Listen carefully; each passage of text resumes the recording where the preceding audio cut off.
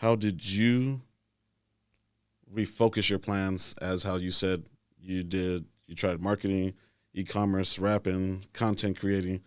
Like, how did you pretty much bolt down into where you're at right now? Yeah, so the biggest thing that I had to do was throw my ego to the side, forget about what we've said before about like doing what looks cool, Mm, and actually figure out what opportunities do I have, what experience do I have, and where do I actually have the most leverage. Like with the life experience, with the trajectory that I've been on, I've got some experience in this industry. I've got some experience doing that. I've got some experience with content creation. If I take everything that I know, all the things that I've gained by working at other jobs and just being in different places and picking up stuff from other people. And on top of that, infuse some of my like hobbies and my own personal interests, like content creation, like marketing, web design and building sites and stuff like that. It was a matter of me humbling myself and being like, all right, I don't give a fuck if it's cool to be like a home service marketing guy, mm, but all the experience that I have and the knowledge and the skill set that I have, and also the relationships and the people, like it's the highest leverage position that I can take right now. And by highest leverage, I mean the highest place on like the ladder that I can place myself with the skills, the knowledge, and the connections that I have to other people. mm, So, obviously if things had went the way that I wanted to in high school, bro, I'd be like, rapping and producing and working in a studio doing this other stuff. And I did that for a little bit and that was cool, but it wasn't paying the bill. So it's like, all right, that my ego is so attached to like, bro, I just want to be doing like the cool thing.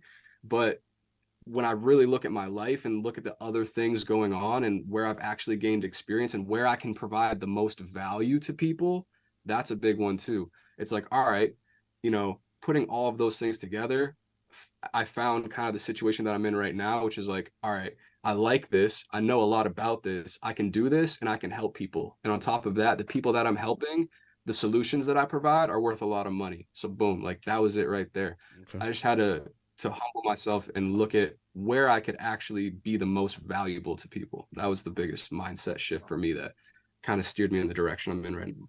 Okay.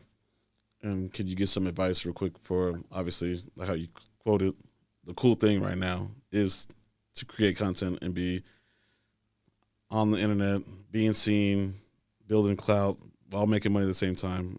We all get it, we understand it. Like, what would you recommend? Obviously, like you said, you dabbled in it, you understand it, you used to do it before, you left it, came back. What steps should they take to trying to be a content creator? Gary Vee talks about this a lot. I think the process of documentation instead of creating, people are consuming social media and content for like one of two reasons, right? They either want to be entertained or Mm-hmm. they want to be educated.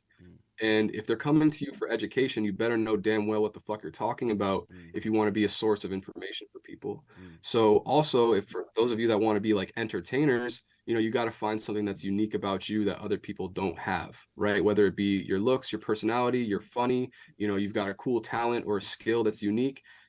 Figuring out who you are as a person is only going to help you as a content creator. And the more authentic and then the more unique that you can be, and the more that you lean into your perceived quirks, flaws, things that make you different, that's the stuff that people are actually going to gravitate to and resonate with.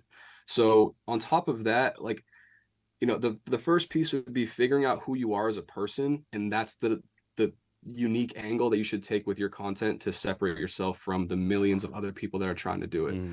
And then the second thing would just be don't think about it so much and just start. Dude, my first bro, I could pull up the gaming videos that I made in fifth grade and they're Yeah. ass, bro. And they're Yeah. cringy as fuck. But Yeah. dude, I spent hours as a kid recording myself, hearing my own voice, editing, getting used to talking on camera, talking to myself, coming up with video ideas, coming up with thumbnails, figuring out, okay, people clicked on this a lot and liked this. What about that video made it better than these other ones? Mm-hmm. So just going through the motions and getting experience with it is really the biggest thing.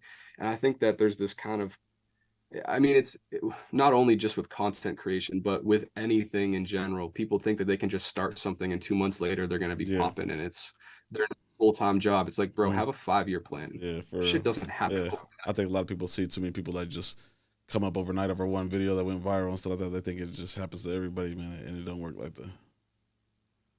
Yeah. Yeah.